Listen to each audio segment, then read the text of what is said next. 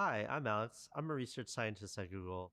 My team is called the Ethical AI team, and we're a group of folks that really are concerned not only about how AI and the technology operates, but how it interacts with society and how it might help or harm marginalized communities.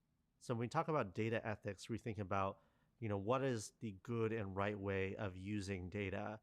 What are going to be ways that are going to be uses of data that are going to be beneficial to people? When it comes to data ethics, it's not just about minimizing harm, but it's actually this concept of beneficence. How do we actually improve the lives of people by using data?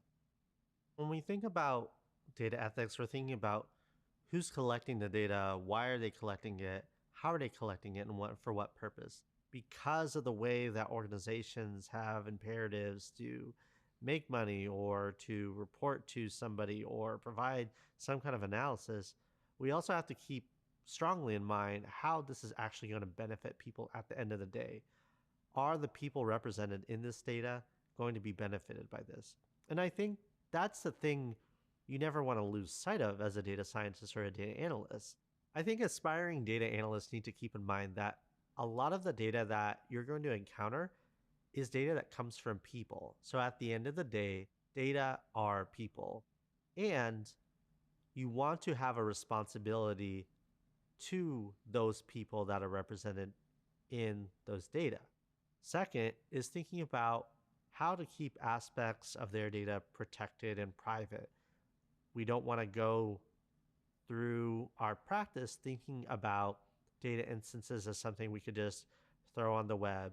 No, there needs to be considerations about how to keep that information and likenesses like their images or their voices or their text. How do we keep that private? We also need to think about how we can have mechanisms of giving users and giving consumers more control over their data.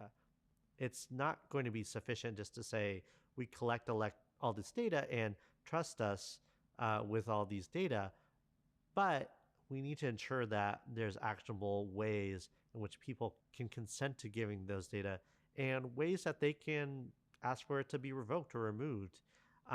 So data is growing, and at the same time, we need to empower people to have control over their own data. The future is that data is always growing. We haven't seen any kind of evidence that data is actually shrinking. And with the knowledge that data is growing, these issues become more and more peaked and more important to think about.